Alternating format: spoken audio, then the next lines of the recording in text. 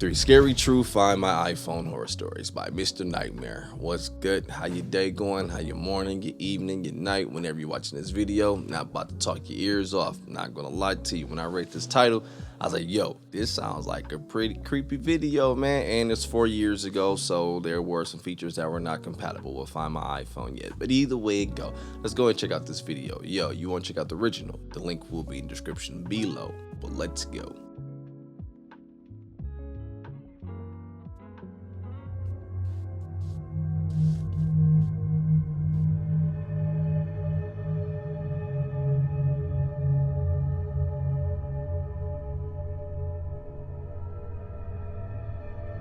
I went to a bar with a couple friends one Saturday night. We got really drunk and eventually all spread out throughout the bar as we went to talk to different people. Long story short, I was having a bad night and I wasn't feeling the whole bar scene really. I called an Uber home, which was about 15 minutes away. The Uber pulled up, but instead some old crappy looking 2003 or something Honda Accord pulls up in front of the bar. I knocked on the window and asked, "Mike?" He nodded. So I got in the passenger seat, Of course. only because the front seat was covered with books and other stuff that appeared to be junk.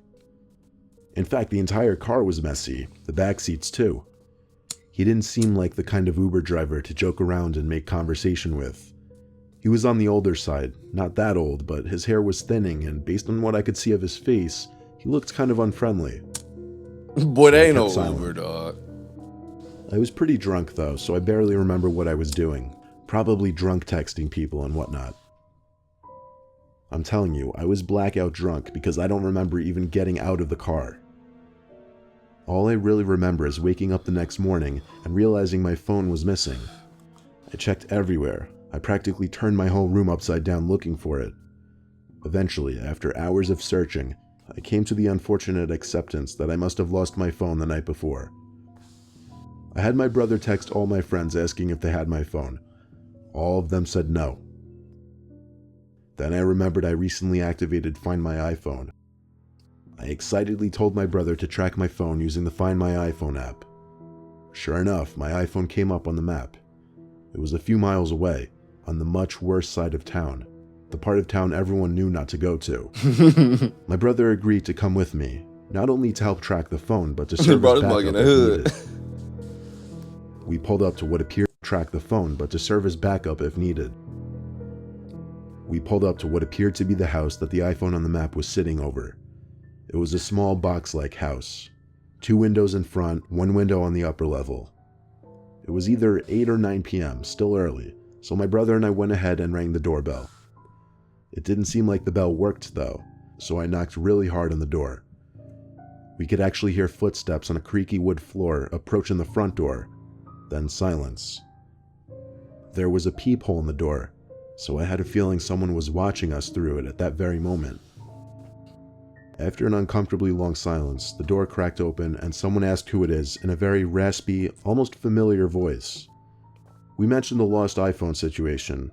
At first he played dumb, but when I turned to the driveway and recognized the old Honda Accord, I called him out for being my Uber driver and that I must have dropped my phone in his car. At this point he opened the door fully and revealed himself to indeed be my Uber driver. Now he acted like he remembered, but his whole persona and everything was disturbing. He clearly didn't know what social cues were, or forget that, he clearly just didn't know what social skills were. He told us to come in and shut the door behind us. Hell no, I'll just bring my shit to the He told us to dope. wait there while he went upstairs to find my phone. I thanked him, and as creepy as the guy was, I felt relieved that I'd be getting my phone back. My brother and I stood in the tiny hallway of this man's tiny house. It was so archaic inside. The finishing, the design, everything. The floral wallpaper covering all of the walls looked like it belonged in a house built in the 1930s. The stairs that the man walked up were creaky and sounded like they were ready to collapse. We heard the man walking around upstairs for a bit. The creakiness followed his every step until we heard him stop directly overhead. My brother and I patiently played the waiting game, with my checking my watch every minute or so. He seemed to be up there for a total of 10 minutes. My brother and I got so impatient at this point that we started calling up the stairs asking the man if he needed help. We heard a slight creak in the floor right above us again, but he didn't call back. My brother told me to go upstairs and check if he needed help. So I Damn. hesitantly did. As I got halfway up the stairs, I realized it was insanely... Man, I ain't got no sympathy for this Steve. No, don't get me wrong. So far, the story is not creepy. It's just you were drunk. He was actually an Uber driver. You were drunk, left your phone in my car. Whoopsies. Finders keeper. That's all it was. He could have returned it. I know, but man, I ain't about to go up there. But I got insurance, nigga. I hesitantly did. As I got halfway up the stairs, I realized it was insanely dark up there, which made me wonder how he could even possibly be looking for my phone. I got to the top. There seemed to be 3 open doors, one leading to a bathroom, Oh, school. the other 2 leading to bedrooms. All the lights were off except for a little hallway nightlight. I called out for the man again, to no avail. I called down the stairs to my brother, saying that all the lights were off and something wasn't right. He didn't answer for some reason. I checked the bathroom, empty. I was about to check one of the bedrooms, passing the door to the bathroom, but I stopped when I saw something through the crack of the bathroom door. The man, he was hiding behind the door, holding something in his hand. I felt like he was looking at me, but I didn't look for more than a second. I looked away and pretended I didn't notice. I had to get downstairs ASAP. I nervously called out to the man that I'd be going downstairs and that I'd be right back. I walked with a certain speed and jumped my step right to the stairs, at which point I booked it and screamed for my brother to follow me. My brother emerged from one of the other rooms downstairs after apparently snooping around, and He just without stole some questioning shit. it, followed me outside to the car. We drove down the block as I explained in full what happened. The next thing we did was dial 911 for the police.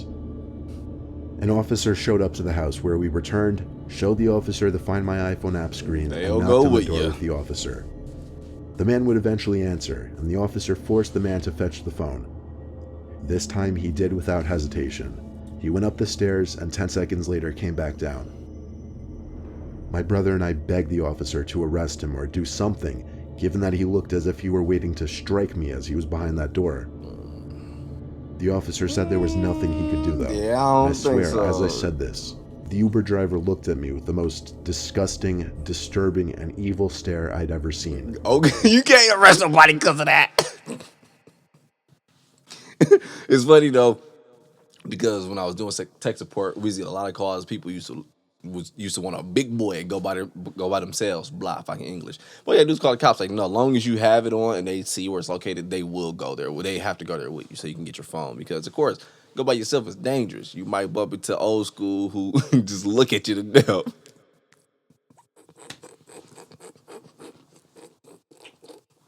So please. Doggy ball It guy, was the sure most he sitting there looking at me disgusting, crazy. disturbing, and evil stare I'd ever seen. You had a little broke ass I phone. gave him the middle finger and turned away as we left the house, which felt good slightly, but I still get scared thinking about seeing that man behind that door. Very clearly How does that feel good? Like you literally got punked. It did now you got protection in front of you. Now you go ha ha. That slightly, but I still get I scared would feel weak thinking doing about that. seeing that man behind that door. Very clearly holding something in his hand, most likely waiting to attack me if I were to see him.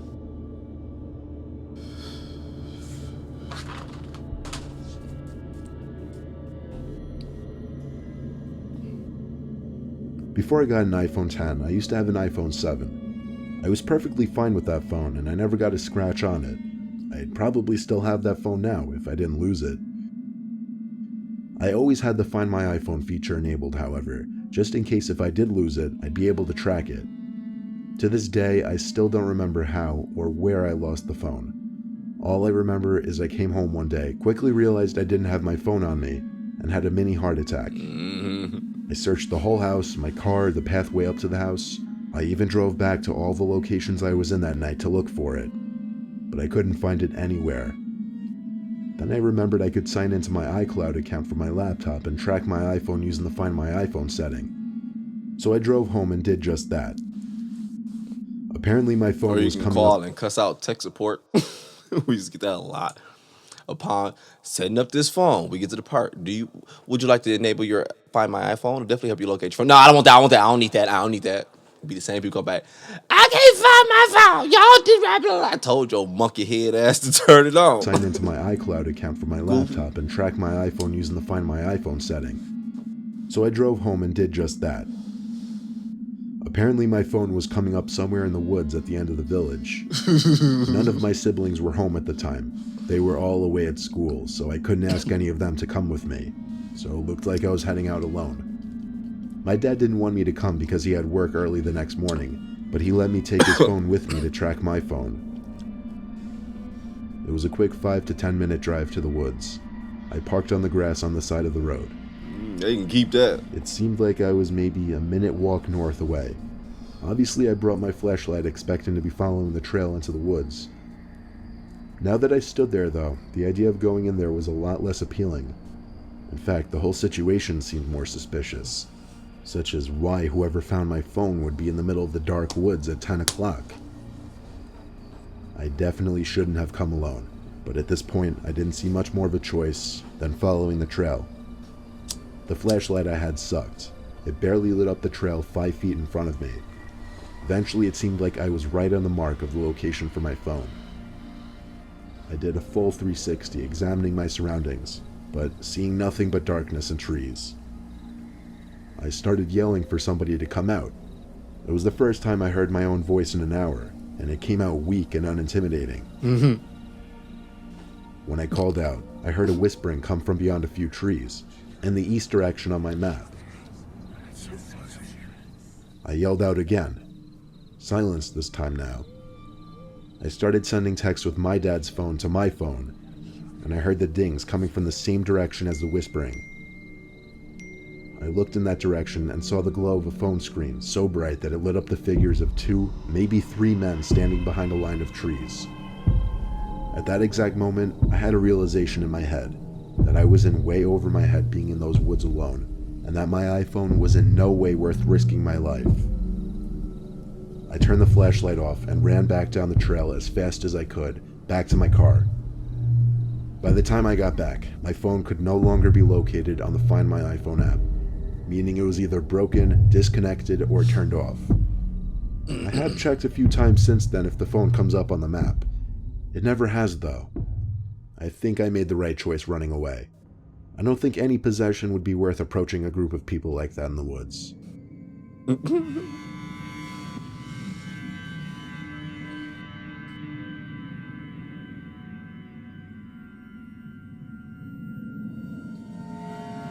I recently lost my iPhone. It was a 5C, a really old one. I was due for another one anyway, but let me tell you the story of how I lost it.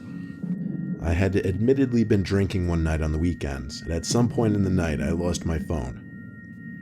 Later on in the night, when my friends and I sobered up a bit, I asked one of my friends to let me use their phone to track mine using the Find My iPhone thing. It wasn't too far actually, only a mile away from us, but that meant someone took my phone. My friend Ryan and I took a drive to this abandoned warehouse building. Of course, it had to be an abandoned building. We found a way inside, with only Rye's phone flashlight to use for navigation. The place was cold, full with trash and rubble, and every little sound created an echo. We heard yelling coming from upstairs, from what sounded like 2 people. Ryan and I figured one of them had to have my phone. So still, with a slight amount of liquid confidence in us, we found a stairway that led to the next level. We came to a hallway, which was disturbingly silent. The only thing to break the silence was a bang from a nearby locker room type area. Damn, nigga. Ryan and I both tried hard to make our presence known so that we wouldn't surprise any potentially dangerous people. We entered this kind of changing room area, or whatever it was, but it had a bunch of lockers. Freak that phone, boy. Stop playing. There's no way. It's sounding really hard to believe. Don't get me wrong. If my phone came up missing, I'm at a party or something, whatever, and I'm drinking, I also want to stole my ish, and it leads to someone home. Yes, I'm gonna go because it looks like someone lives here, maybe a family. I don't know, but I'm about to knock on the door, see who live here, got my phone. But if it leads me somewhere to an abandoned warehouse or the woods at 10 p.m., there's no way I'm gonna go get that damn phone just by myself. Like hell no. What do you expect to find in here for real? Like someone like, oh yeah, you found me. Here's your phone. Dun dun dun. New idol. No, nigga. Ain't nobody nice in there. Ryan and I both tried hard to make our presence known so that we wouldn't surprise any potentially dangerous people. We entered this kind of changing room area, or whatever it was, but it had a bunch of lockers. No one was in the room. Rye started checking the lockers out of desperation, which made a lot of noise, I guess, because we heard a deep voice from another room call us over and said that they had what we were looking for. I was about to walk into the adjacent room, but Rye put his hand on my shoulder to stop me and put his finger on his lips as he went, shh. He was doing something on his phone. Immature, don't To worry the about it. adjacent room, but Rye put his hand on my shoulder to stop me and put his finger on his lips as he went, shh. He was doing something on his phone. I didn't know what until I heard my ringtone and the vibration of my phone coming from one of the lockers. Kick that bitch There were too over. many to distinguish quick enough which one it could be. I started checking the ones where the sound could have been coming from before Rye pulled me by the arm and told me, let's go. I told him, wait, let me get my phone first, but he kept saying, no, let's go. By the time we got Came to this the car, far. we had a long discussion about what was going down in there, or what was about to go down. Rye was positive we were walking straight into a trap. How he was so sure was because as I was checking the lockers for my phone, he spotted someone's head behind one of the walls to the adjacent room. They were peering their head in just barely, making it obvious they were hiding and had questionable intentions. It wasn't the end of the world. It was an old iPhone that wouldn't have been worth much anyway. It was much better to escape with our wallets, or even our lives instead. I think that's the better one. iPhone 5C. I don't even know what to talk about in this outro, dog. It was just unbelievable to me. I guess some people just really glued to them damn phones, huh? It is once crossed doggy ball mind. Like, hey, how did my phone get out here at 10 p.m. in the woods? And why am I going to get this shit by myself? But hey, I don't know. At least dog in the warehouse, he had his bro with him, so he was somewhat alright. But either way it go, I'm about to go ahead and get up out of here and enjoy my day. You do the same thing. Enjoy your day, your morning, your evening, your night. Whenever watching this video, do me a favor, click that like button for me as well. I appreciate you. I do. But I'm out.